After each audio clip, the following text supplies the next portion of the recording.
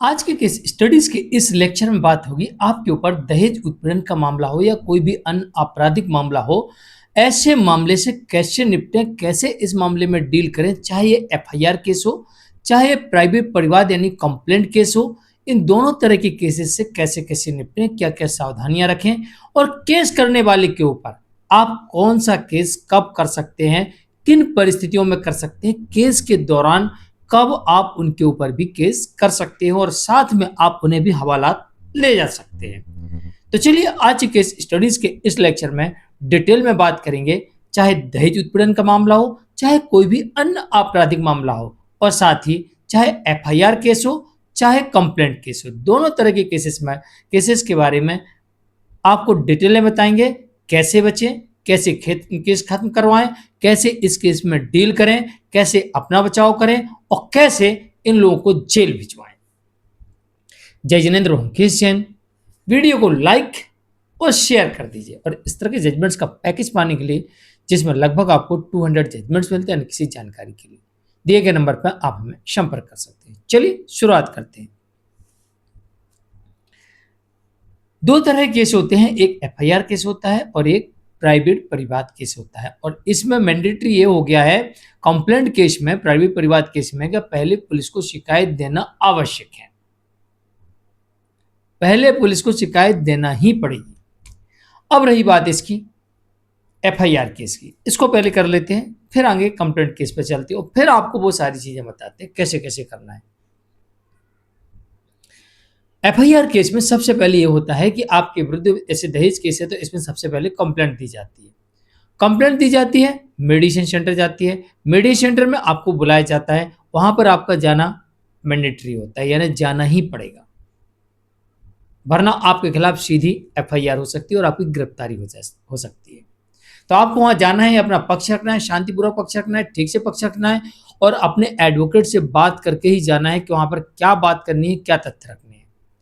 Number 2, अभी आपके विरुद्ध एफआईआर नहीं हुई, पहले आपका मेडिएशन क्लोज होगा, चाहे वो 6 महीने चले चाहे 1 साल चले।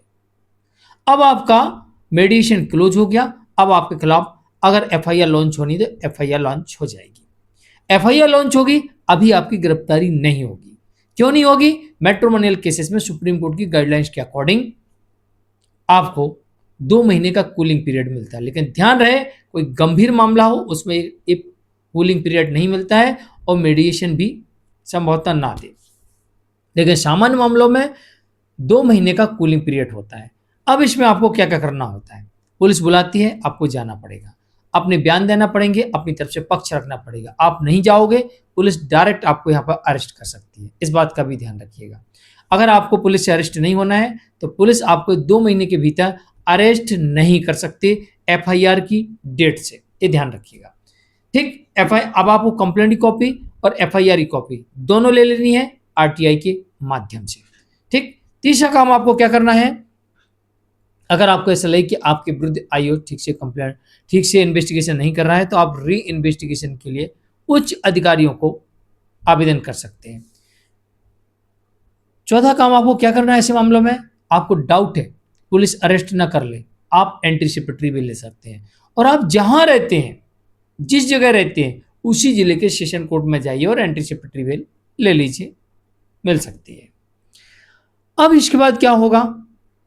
अब इसके बाद ये होगा कि आपके केस में इन्वेस्टिगेशन हो जाएगी, चार्जशीट बनेगी। अगर आपको ऐसा लगता है कि आपके विरुद्ध मामला टोटल ही बोगस है और आप इसे साबित कर सकते हैं तो आप एफआईआर अगेंस्ट सीधे हाईकोर्ट जाइए, वरना वेट करिए।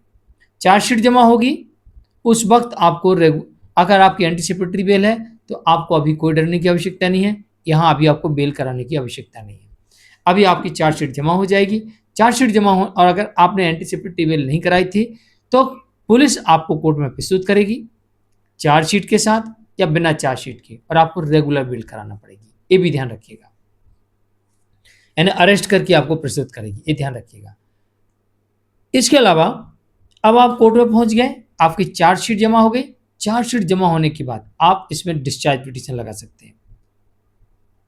अगर आपके केस में चार्ज फ्रेम हो गया है, आप रिवीजन में जा सकते हैं, आप सीधे हाईकोर्ट क्वैशिंग में जा सकते हैं। इसके अलावा अब चाहे ये प्राइवेट परिवाद केस हो चाहे कंप्लेंट केस हो, सबसे पहले इसमें देखिए क्षेत्राधिकार, क्योंकि भाई पहले तो बेल करानी है, मैंडेटरी है, उसके बाद ही हम सब कुछ देखेंगे। तो बेल होगी, सब कुछ हो गया।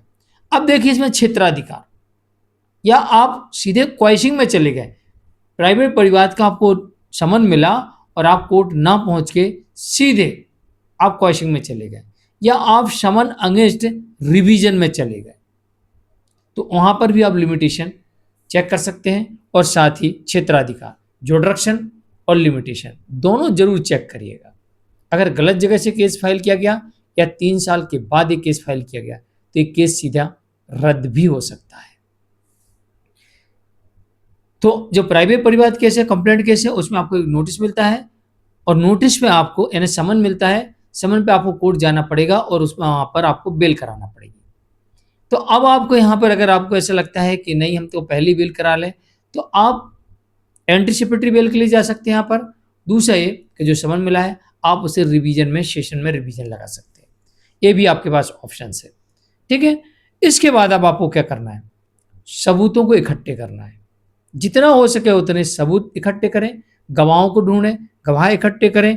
इसके अलावा केस के दौरान आपका विपक्षी आपको कहीं बुलाता है एकांत में बात करने के लिए, घर पे कहीं पर भी, या इवन कोर्ट में ही मिलते हैं, दूरी बना के रखें, पास पास बिल्कुल भी ना जाएं और बिल्कुल भी उसके बुलावे में ना जाएं।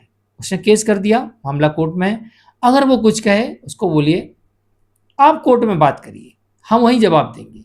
आप हमारे वकील साहब से बात करिए, हम उनको बता देंगे। आप अपने वकील साहब से बात करिए, वो मेरे वकील साहब को बोलेंगे, या आप डायरेक्ट मेरे वकील साहब से बात कर लीजिए कोर्ट में, वो मुझे बता देंगे, मैं उनको बता दूंगा। मैं आपके पास नहीं आऊंगा, मैं आपसे कोई बात नहीं करूंगा। ना आपको उसके घर जाना है, ना उसे अपने घर बुलाना है, ना किसी एकांत स्थान में जाना है, और ना ही कोर्ट में पास पास होना, दूरी बना के रखनी है। अब नंबर 1 में क्या हो गया, एफआईआर केस, कंप्लेंट केस। अब दहेज केस हो चाहे कोई भी आपराधिक मामला हो, अब यहां पर बहुत सारी चीजें तो मैंने बता दी है, अब इसमें कुछ खास चीजें ध्यान रखिएगा।